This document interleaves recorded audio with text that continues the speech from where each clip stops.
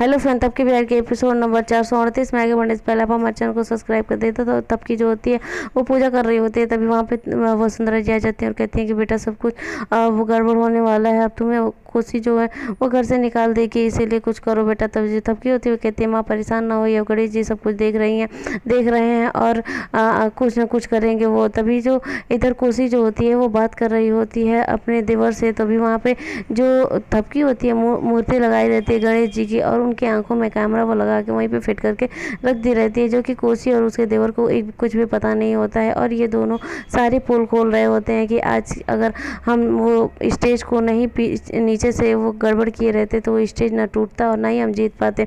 तभी वहाँ तबकी आ जाती है। तबकी कहती है कि आप लोग चलिए नीचे, आपको खाने पे बुलाया गया है। तभी जो कोसी होती है वो कहती है कि ठीक है चलो तुम, हम लोग आ रहे हैं। तभी जो कोसी होती है वो नीचे चली जाती है अपने देवर के साथ। तबकी जो होती है वहीं फ़ोन के बहाने से वहीं पे रुक जाती है और फ़ोन बात करने लगती है। तभी जब देखती है कि कोसी चली गई तो वो मूर्ति को निकालती है, नीचे रखती है और उसमें से जो वो लगाई रहती है कैमरा, उस कैमरे को निकालती है। कैमरे को निकालने के बाद उसमें से चिप निकालती है और कहती है कि इसमें सारे राज तुम्हारे फिट हो गए, अब हमारा शक दूर भी हो जाएगा और घर वालों का भी। और वो फिर क्या करती है, वापस से मूर्ति वहीं रखती है जहाँ पे वो मूर्ति रखा रहता है और वो अपने रूम में आती है।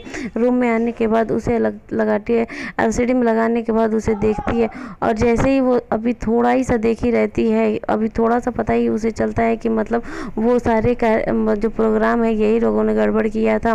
तभी वहाँ पे लाइट बिजली चली जाती है और तब की कहती है कि अचानक मेरे रूम में अंधेरा कैसे हो गया।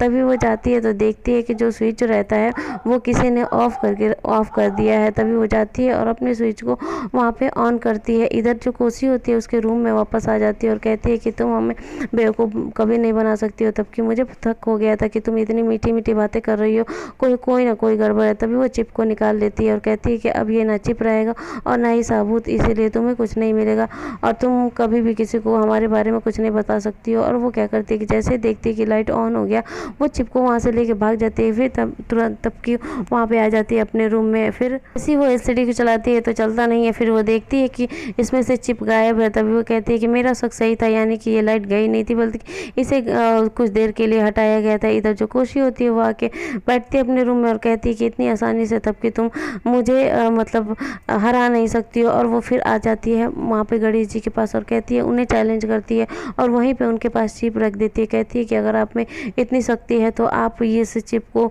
तबकी तक पहुँचा देंगे और नहीं तो देखिएगा मैं तबकी को इस घर से निकाल के रहूँगी। तभी वहाँ पे तबकी आ जाती है। कोसी को लगता है कि तबकी सारा बात सुन ली है, इसीलिए वो डर जाती है, लेकिन ऐसी कोई बात नहीं रहती है। तबकी कोई बात सुन नहीं पाती है। और यहाँ पे जो कोसी होती है वो कहती है कि तुम अपनी तैयारी करो, बोरिया बिस्तर बांध लो, क्योंकि जैसे ही विसर्जन होगा उसके बाद से मैं तुम्हारा भी विसर्जन कर दूंगी।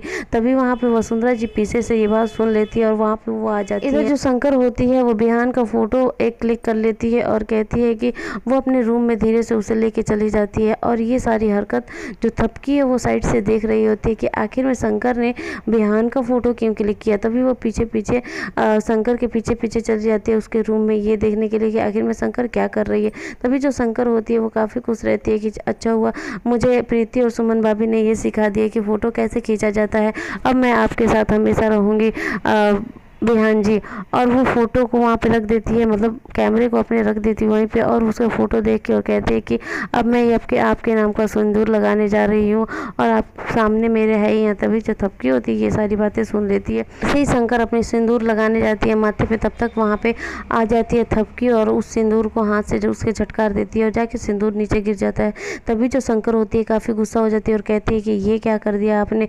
तभी वो थपकी जो होती है वो कहती है कि देखो शंकर, ऐसा नहीं होता है, तुम कैसे अपने मतलब बिहान को कैसे अपना पति मान सकती हो। तभी वो कहते हैं कि हमारा बचपन में ही शादी लगा हुआ था। तभी वो कहते हैं कि देखो शंकर, शादी लगा था, शादी हुआ नहीं है, और देखो शादी कैसे होता है, मैं बिहान के नाम का मंगलसूत्र पहनती हूँ और उसके नाम का सिंदूर लगाती हूँ और ऐसे शादी होता है, बिना ब्याही तुम कैसे उसके नाम का सिंदूर लगा सकती हो। काफ़ी समझाने की कोशिश करती है, लेकिन जो शंकर होती है एकदम भड़क जाती है थपकी पे।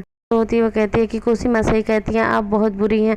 मैं आपको समझा रही हूँ कि देखिए हम दोनों एक साथ रह लेंगे, लेकिन आप है कि मान नहीं रही हैं। लेकिन कोई बात नहीं, आज के बाद मैं कोई भी काम करूँगी आपके खिलाफ काम करूँगी, और मैं आज के बाद जो कोसी माँ है उनका साथ दूँगी। तभी जो कोसी होती है वहाँ से सुन रही होती है और काफ़ी खुश हो जाती है और आती है, ताली बजाती है और कहती है कि वह मेरी शेरनी, आज मुझे पता चल गया तू मेरी है। और तबकी का कहती है कि देखा तबकी, अब तुम्हारे खिलाफ शंकर भी है, अब तुम क्या कर सकोगी अकेले। जब तभी तबकी जो होती है वो काफ़ी समझाती है, लेकिन वो दोनों नहीं समझती हैं। और तबकी भागते हुए आती है बिहान के पास। बिहान जो होता है वो दादी माँ को दवा खिला रहा होता है। तबकी कहती है कि बिहान देखो ना, शंकर के बारे में मुझे तुमसे कुछ बात करनी है। तभी जो बिहान होता है वो कहता है कि बस करो तबकी, अब कितने लोगों को पे इल्ज़ाम लगाऊंगी। पहले मेरी माँ तुम्हें ख़राब लगती थी, लेकिन अब तुम्हें वो मासूम सी को शंकर भी तुम्हें ख़राब लगने लगी, यानी कि तुम ही बस एक अच्छी हो।